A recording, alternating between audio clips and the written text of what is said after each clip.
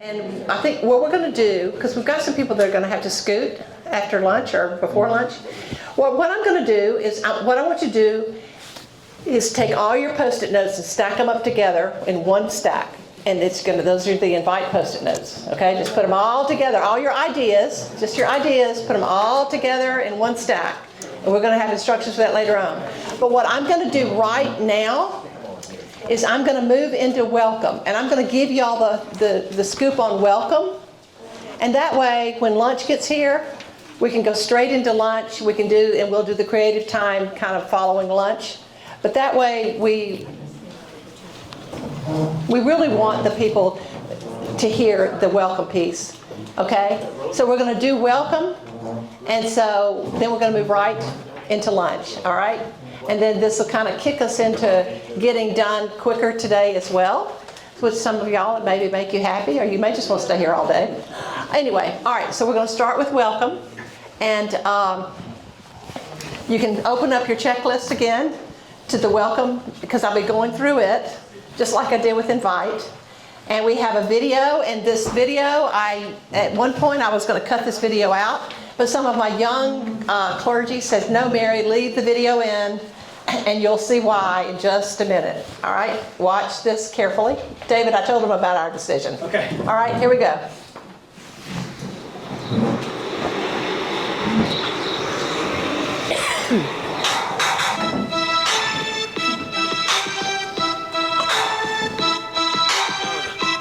It's not on. Uh-oh. Uh-oh. Sorry, y'all. Sorry, y'all. Yeah, that was not. That's pretty good definition. That's cute. That is good.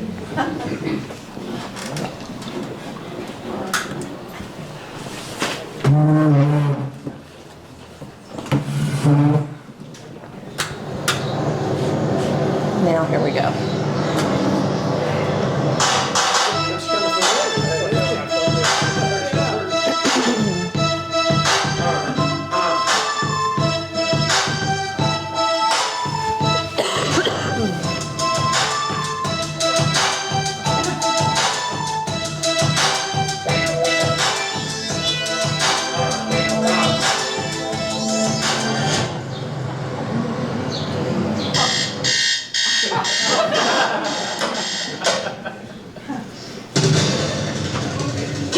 Kids, wake up, it's Sunday. We gotta get ready for church. Brian, wake up, honey. Brian, get up. Okay, I'm not having a shower.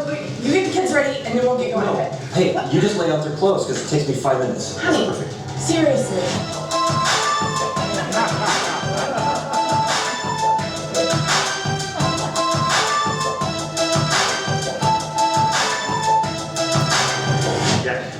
Oh, we're already late for church. Hey, Brian, Stop dress. did you pick up my stuff from the dry cleaners?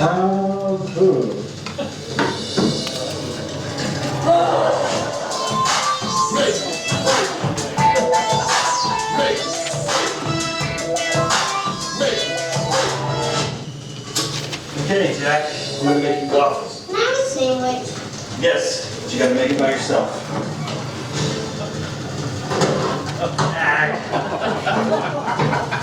Okay, All I could find, and the zipper's broken. all right, I'll go grab a safety. I don't know my score!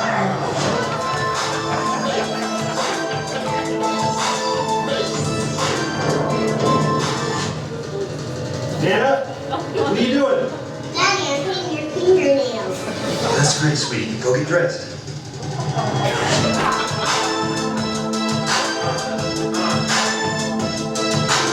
I need you to stay still. Honey.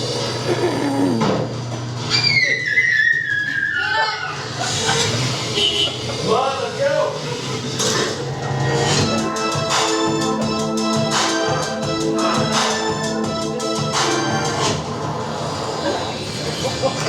Okay, everybody needs to eat. Here you go. Here you go. Okay, here you go. Oh, I forgot my shoes. Honey, we gotta go back.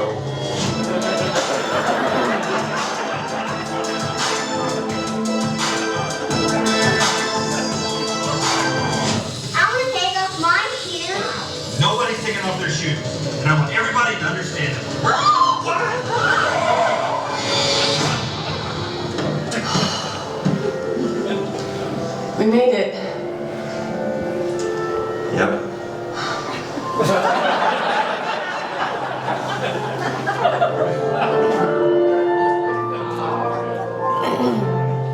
Nobody has it all together, including the family sitting in front of you.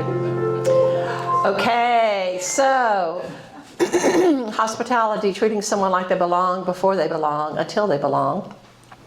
The book I've used for a long time is Wonder. It's a children's book because I say, who is the other for you?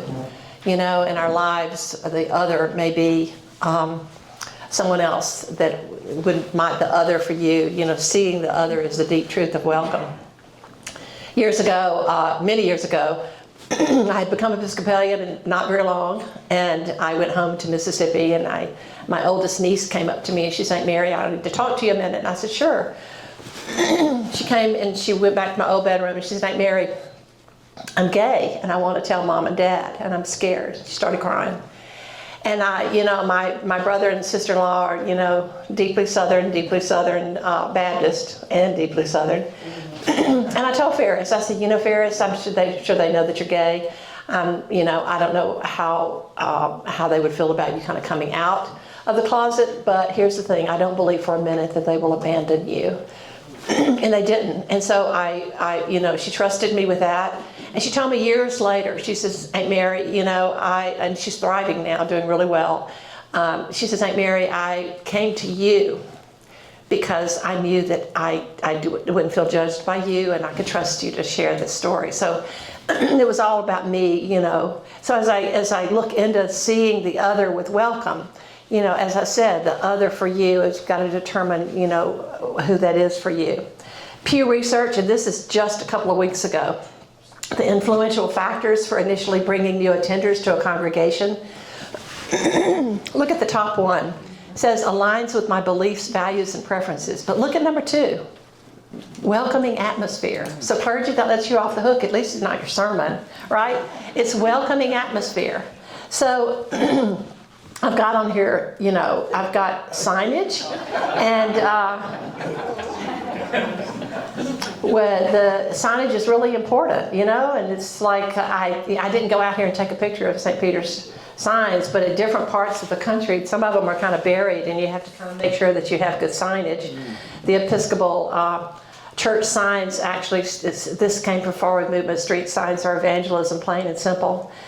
And so signage is important, but I skipped over the very top one. It says greeting message. I don't know if y'all have any sort of voicemail here at your church, but when I was doing this in New Orleans, this one little church came up and said, oh my gosh, the voicemail's on our church. The woman's been dead for a couple of years. Just need to look into that. So facilities inside and out, road signage, designated part. Whoa, and this was a little church sent to me by, this is an Episcopal church down in the Diocese of Western Louisiana. And it's a sweet little church, but you know what? I love antique roses, but you need the roses cut away from the sign. And then I've got designated guest parking, and you clearly don't need this here probably, but you need this at a lot of churches, and these are pretty sweet, reserved special needs. Parking for those in need of a shorter walk. And this one, people at prayer, children at play, souls at rest, please drive gently. And then interior signs, and I wish I'd gone upstairs early. I went upstairs to pray a little bit right before we started. I love that banner that's talking about Children's Chapel that's right upstairs, and I'm going to take a picture of that before I leave, so I'll use that next time. I love that interior banner. And then I've got, if you keep going on the checklist, I've got welcome team members, greeters, and ushers, the difference between those. Welcome team requirements, I've got clergy welcome. And you'd be surprised, the churches that don't have clergy really welcoming or greeting them before or after the words of welcome. I have some sort of information table or welcome, just when people come, if there's anything that you want to give them or share with them as they're coming to your churches. And these are just more pictures from around the country of welcome tables. Sometimes people put them outside, to give a little information at their church. This was just recently up in the Diocese of Newark when I went up there, and they actually put those cards on the right. They have little welcome home cards that they put on their pews. And then this is a tablecloth that St. James Cathedral just puts over a table, so that you can just, and that way they can move the table around. You know, you're not just welcome, you belong. And then name tags. I want to briefly touch on name tags just a moment. When Patrick and I started, you know, there together at St. Stephen's, we used the little bitty ones over here on the right because he was new, I was new. You know, I'm a visual learner, and we would just peel off little name tags. And then when he wound up going to Christ Church in San Antonio years later, he literally had some retired guys make a name tag board that people could come up, and he turned it into a ministry, because if you hadn't pulled your name tag off in a while, you know, you might get a phone call from the pastoral care committee or whatever. So, but name tags is an option. For years, in the book, I talk about a friend of mine who went to Atlanta, and she was a professional, and she went to, lived in the Alpharetta area. She visited a couple of churches, and she called me one night, and she was just in despair. And she said, Mary, I have been to so many churches. And she said, I even wear my pearls, you know. And she said, you know, and I've given my information, and at one point some rector sent her a pledge card, you know. And so she didn't feel really welcome at these churches. So one Sunday morning, she drove down to the cathedral, St. Philip's Cathedral. She walked in and she said, everybody, even the little children, were walking up these tables and just writing their name on a name tag just like this. And putting their name, just putting their first name, putting it on. And she said, so, you know, she said, I did that, and then somebody greeted me and whatever. She wound up joining there. Well, years later, I was telling that story. Russell Kendrick had been elected bishop down in the Gulf Coast area, and they had a leadership day. This woman comes up to me and she says, Mary, my husband was senior warden when the new dean of the St. Philip's Cathedral got there, and he wanted to learn people's names, and he's a visual learner. And she said it was like pulling teeth to get people just to put their name on a name tag. She said, but it was hard, but it took a long time. So what I say about this is this is Upper South Carolina, a little lady makes them. I went to one church in Alabama at one point, South Alabama, Fairhope maybe? And that area, and I went to this little church, and then people had their name tags on. And then when I walked in the parish hall, I looked up to my left, this was on the wall. So this is what I say about name tags. Either do it or don't do it, but don't use it as a wall hanging, right? And then if you keep going, I've got like how do you get information, newcomer gathering, and these are just some ideas of how people have put things, you know, in their pews to gather information. This is that church up in Newark, St. Elizabeth's. They literally have the little cards with a QR code that you can scan on the tagged on the back of their pews. I went and took a picture of that, and those little cards are about this big. So it's gathering that information in your own line. How are you gathering information online when you have online worship services?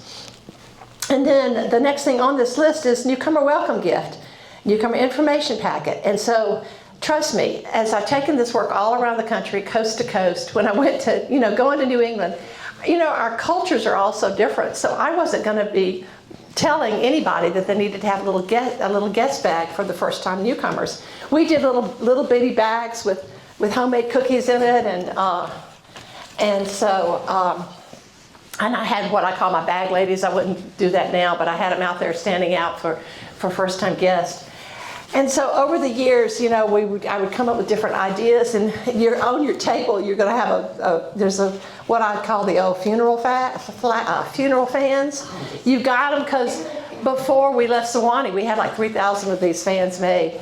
And so that's why you've got a funeral fan. But so a lot of churches through the years, I talked about fans and how we could use just as a gift to give somebody. And so through the years, as I've been from church to church to church, I started collecting them. This one was from Apalachicola in Florida, and they kind of did a take on a little mural sidewalk thing that they had. And this one is from Cathedral Church of St. John the Divine in New York City, and they've got a scripture on the back, little fan. This one is from Hermosa Beach, California, where Rachel Mybeck is still the rector out there. Anyway, but through the years, there was just idea after idea of little gifts. Remember when I went to Pohick and I was telling you about Pohick Church? Well, they make apple butter every year. So for their first time visitors, they give a little jar of apple butter. And this is the picture of it with the scripture on it, on each one. That's what they give out. At Transfiguration, yeah, they give, what do you think? Fig jam. They give little things of fig jam because they call themselves the fig, you know. When I went to Hawaii before, this was in 2019, and so I went up to Kauai first, and there are 5 Episcopal churches up there, and then I went down to Honolulu for the rest of the diocese.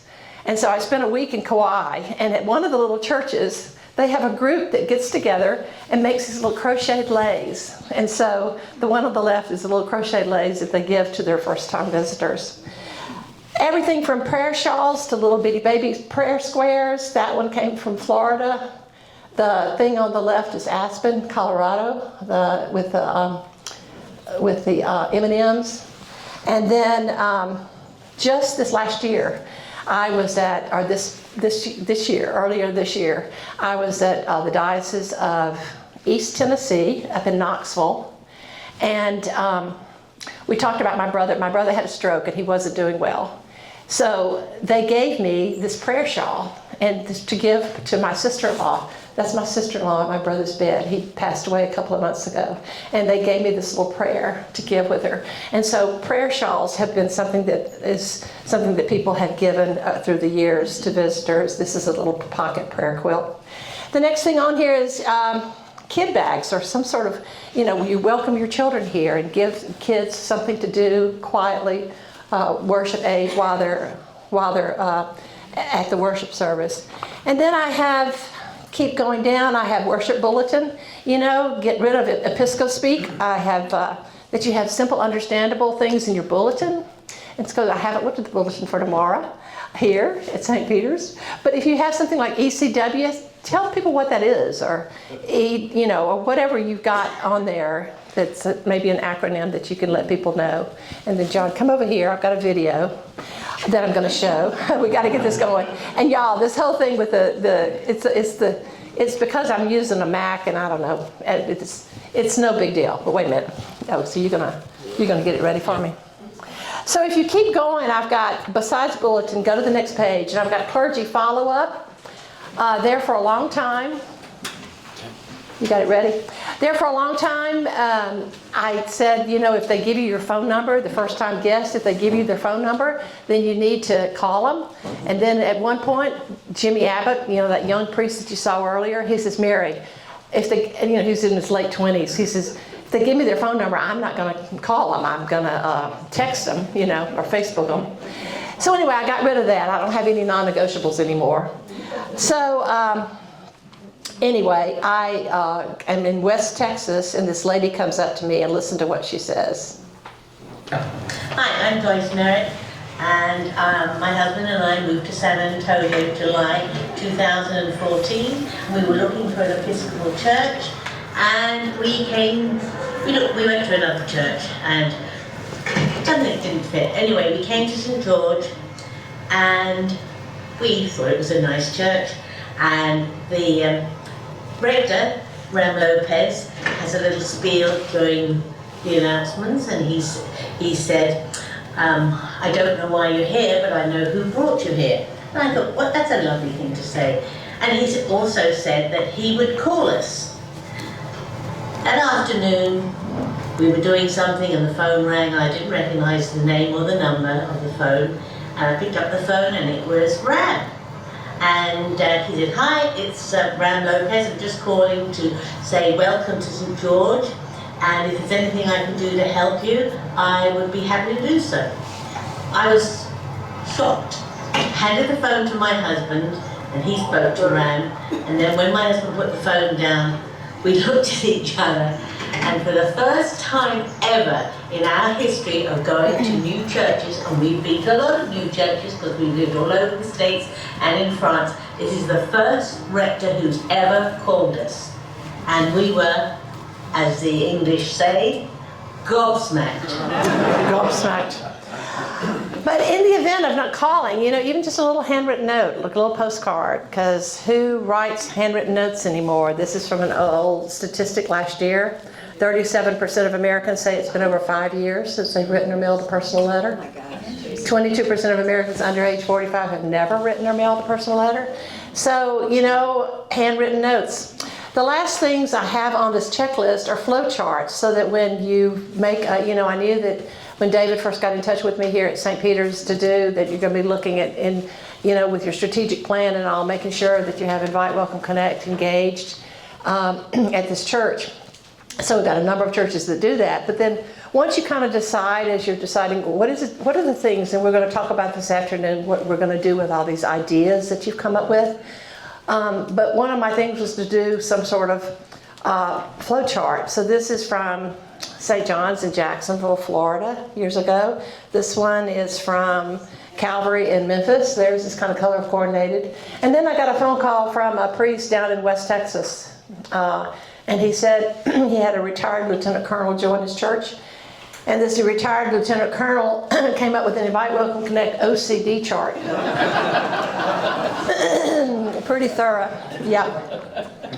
And then I want you to look at this carefully, because I don't know if you had this problem here. Can you see it? Can you read it? It says the whole church watched with nervous anticipation as the visitors sat where the Martins have sat for 42 years. Well, when I did this work year before last at Santa Rosa Beach, Florida, Richard Proctor is the rector there. I think he's just leaving there. But anyway, I did a workshop just like this, and the very next day, they videotaped their services. And Richard said, Mary, this young couple comes in, the woman's big and pregnant, they've got a little child, they come and they sit down in a pew. Next thing you know, they're being told to get out of that pew and to move to another pew, although there were other pews empty, right? I said, Richard, how are you going to handle that? He said, carefully. Yeah, and it's sort of like those, I talk about sacred cows all the time, because when clergy come into churches, there's always some sort of sacred cow that they don't want to upset people with. But I was just in the Diocese of Mississippi last weekend, and y'all, they gave me this cartoon, and it's by Jay Sidebotham, who is an actual Episcopal priest up in New York City right now. And this is coffee hour. This is a church coffee hour. And so these people kind of standing off to the side. How many times do I have to read this brochure on planned giving before someone talks to me? The coffee here is much better than 25 other churches I visited. This is like a bad cocktail party without the cocktails. This one over here says, I promised I'd stay in the coffee hour for 5 minutes. Time's up. I've never noticed the interesting pattern cream makes in coffee. And then this one, okay, where's the exit? So, what is it like at your church during coffee hour or any kind of fellowship time? Those people that are not being spoken to, it's really important. The other thing I have on here is Mystery Worshipers Audit. And I have, at one point I had a company get in touch with me and say, we will, if the church will pay us a little bit, we'll send mystery worshipers and get, evaluate. I'm going, we don't need to do that. You can ask your favorite Presbyterian to come here and see if they're really welcomed or, And then at one point I was at All Saints Beverly Hills, and there was an interim rector at the time. And I was invited to bring Invite, Welcome, Connect at All Saints Beverly Hills. And they invited a number of the churches around. And one of the vestry, he was pretty high up in the movie industry. He came up to me. He wouldn't let me videotape him. He says, Mary, he says, I have a really good friend who is a restaurateur, and he builds restaurants in New York City. And he said, we're building a restaurant out here in LA. And he said, listen, he said, my friend said to me, I'm having to teach my restaurant team to be friendly. And he says, so what you're doing with us today, it's like we're having to teach Episcopalians to be friendly and, friendly to people. And so because I share the story, and so I want to do this, and we're going to do a little bit of role play. I would be out there at St. Stephen's, greeting people and welcoming people coming down this long sidewalk, and I'd go up to someone and I'd say, hi, I'm Mary Palmer. Have you been here have you visited us before? And I would get back, oh my dear, I was born here. I was baptized here. And I wanted to say, honey, I haven't seen you in 5 years, you know. But so I had to learn how to change my greeting, how to welcome somebody when I see them on Sunday morning. So I learned to say, hi, I'm Mary Palmer. Have we met? You know what? So it took me off the hook, it took them off the hook. And so you just kind of got to figure out. So right now, we're going to finish up and then we're going to have lunch. But right now, in this moment, I want you to stand up and I want you to turn to somebody, you don't have to move around, as if you were seeing them at church in the morning, because I'm preaching in the morning. Thank you for inviting me. We're going to be preaching. And so in the morning, if you see somebody for the very first time that you haven't met before, haven't seen before, what will you say to them that won't put them on the defensive? So back and forth, stand up, greet someone, and you're seeing them for the first time in the morning.